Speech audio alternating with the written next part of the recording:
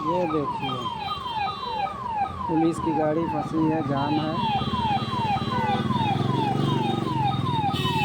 Siren पे siren बजाए जा रहे हैं।